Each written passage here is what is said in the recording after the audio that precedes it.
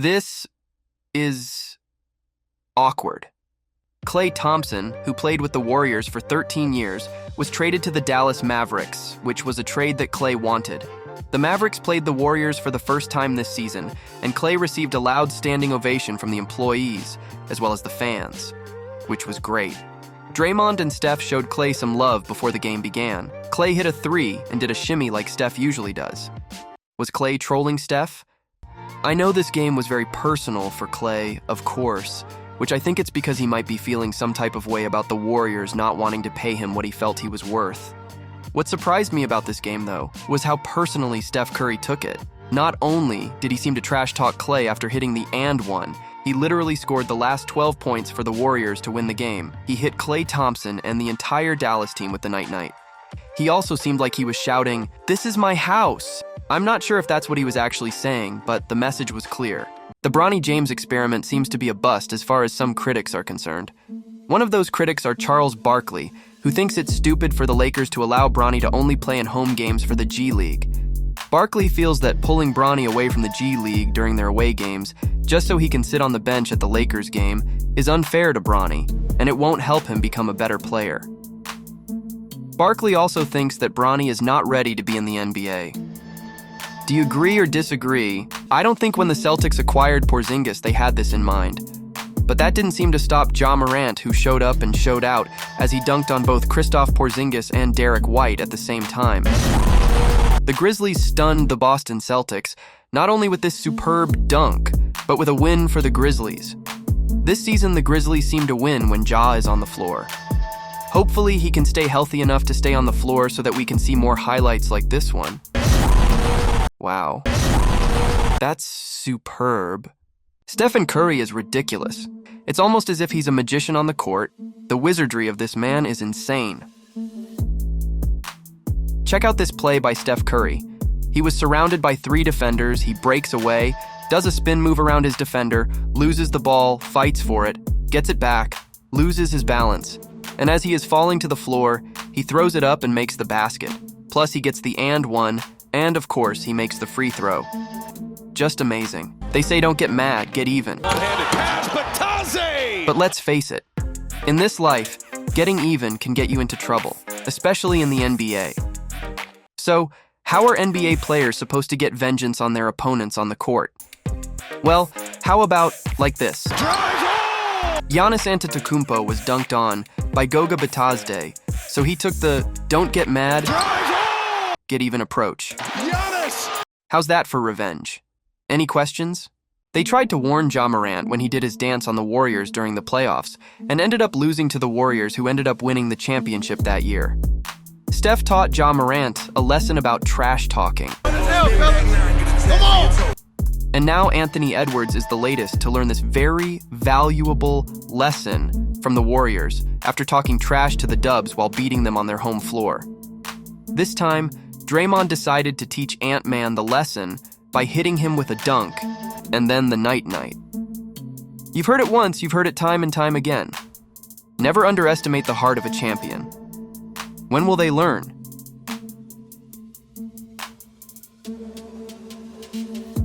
Hold up. Am I hearing this correctly? How is Bronny James selling more jerseys than his father, LeBron James? Are we talking about the same Bronny James who's barely played any games for the Lakers and reportedly doesn't play at any away games for the G League? Is this the same Bronny James who some critics are saying is not ready to be in the NBA? I'm a bit confused then. If he's barely played and needs more development, why in the world is his jersey the most sold jerseys amongst the Lakers team this season? Is it just me, or does Charles Barkley not like the Golden State Warriors? He's always saying that the Warriors are done and washed up. He had the same sentiment in 2022, even after the Warriors defeated the Celtics and won the championship. He had nothing to say about it.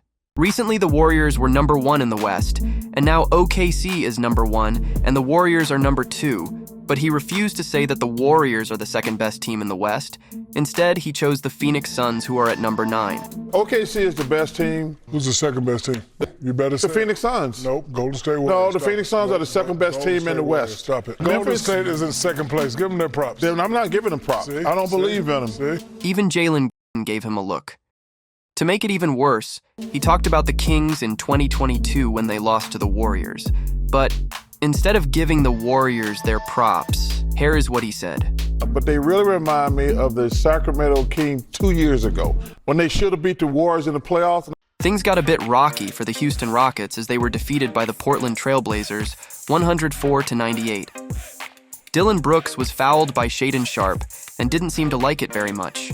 They had to be separated by the refs, and then Anthony Simons stepped in, which seemed to make Dillon Brooks even more upset, which is ironic given the amount of times Dillon Brooks upset other players. Technical fouls were given but no suspensions, at least not yet, but you should expect to hear Fred VanVleet get suspended for poking the ref in the head right before he got ejected. Yep, that happened. I don't think we realized just how amazing Kobe Bryant really was. While Kobe was working out, prepping for games, winning championships, and being one of the greatest in NBA history, it turns out he was also doing something no one was aware of. That is, until he revealed it in an interview. Kobe said that his teammates used to question him about what he was doing. Why wasn't he out on the road? When he was on the plane, they would ask, "What is he reading? What is he writing?" Little did they know that while Kobe was winning championships, he was already preparing for his next big win in the arts. He was learning about writing. While he was reading, he called that practicing, and it surely paid off because he ended up getting an Oscar. Now, that's what I call a Mamba mentality. Pop quiz. Do you know who scored the most points in a single game in NBA history? You're probably wondering if it's the best three-point shooter of all time, or if it's the player who scored the most points of all time. Either way, you would be wrong. Don't feel bad. I got it wrong too. Wilt Chamberlain holds the record for most points scored by a player in an NBA game when he scored 100 points. Second is Kobe Bryant, who scored 81 points. Third is Wilt Chamberlain, who scored 73 points.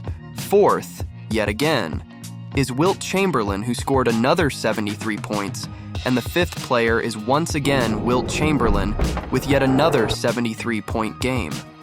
Are you a real Kobe fan? How well did you know Kobe Bryant? Okay, let's find out how well you actually knew Kobe. Here are 5 fun facts about Kobe. 1. Kobe Bryant was a die-hard Harry Potter fan. Yup, he stated that when he was on The Ellen Show. 2. Kobe Bryant was a nerd. He also stated that on the same episode of The Ellen Show. 3. Did you know that Kobe Bryant's middle name was Bean? Yeah, you probably did. But did you know that his father was also a basketball player and that his nickname was Jelly Bean? 4. He was the youngest player to start an NBA game. 5. The most surprising award that Kobe received that not even Michael Jordan received had nothing to do with winning a championship, simply because it was an Oscar. For more NBA updates, watch this video.